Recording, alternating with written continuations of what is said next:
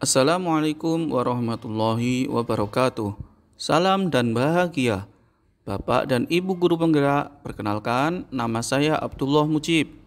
Saya calon guru penggerak angkatan 11 dari UPT SD Negeri Prambon Tergayang 1, Kecamatan Soko, Kabupaten Tuban, Provinsi Jawa Timur.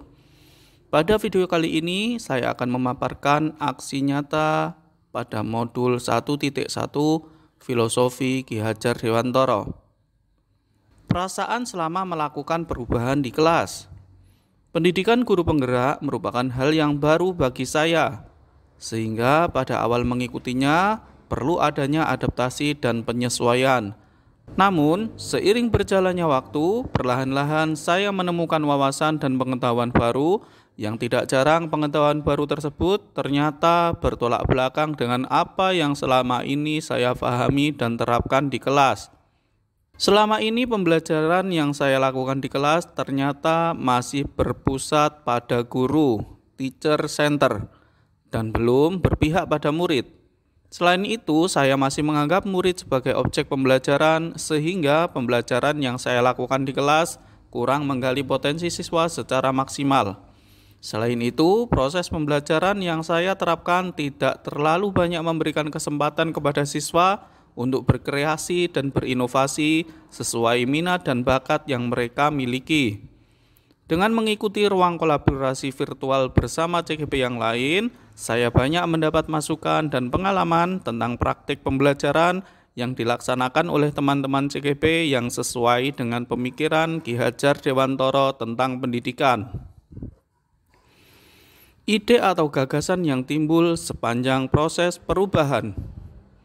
Setelah mempelajari beberapa modul dan mengikuti beberapa ruang kolaborasi virtual, saya mendapatkan ide untuk mengubah metode pembelajaran yang saya terapkan di kelas sesuai dengan karakteristik peserta didik.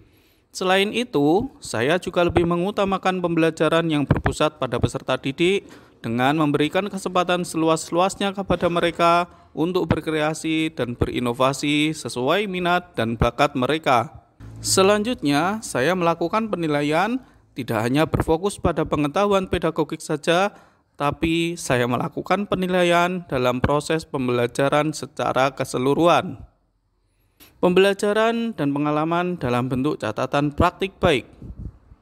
Pada tahap ini, saya melakukan beberapa langkah sebelum melaksanakan pembelajaran di kelas, di antaranya perencanaan, di mana pada langkah ini saya berdiskusi baik dengan kepala sekolah maupun teman sejawat berkaitan dengan perangkat pembelajaran yang sesuai dengan karakteristik peserta didik.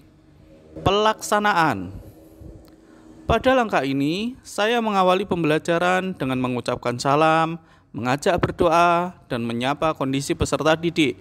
Selanjutnya, saya menyampaikan tujuan pembelajaran yang akan dicapai serta melakukan apersepsi dengan tujuan konektivitas antar materi tetap terjaga dengan baik.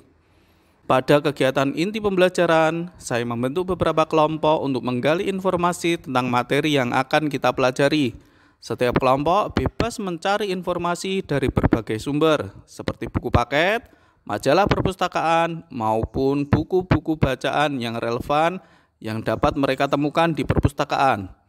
Selanjutnya, setiap kelompok berbagi tugas dalam menyampaikan informasi yang mereka dapat, mencatat pertanyaan yang diajukan kelompok lain, menanggapi dan menjawab pertanyaan, serta mengajukan pertanyaan kepada kelompok lain.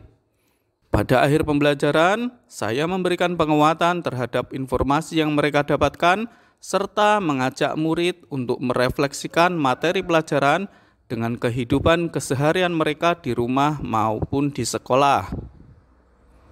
Foto bercerita dari seluruh rangkaian pelaksanaan, perencanaan, penerapan, dan refleksi aksi Anda.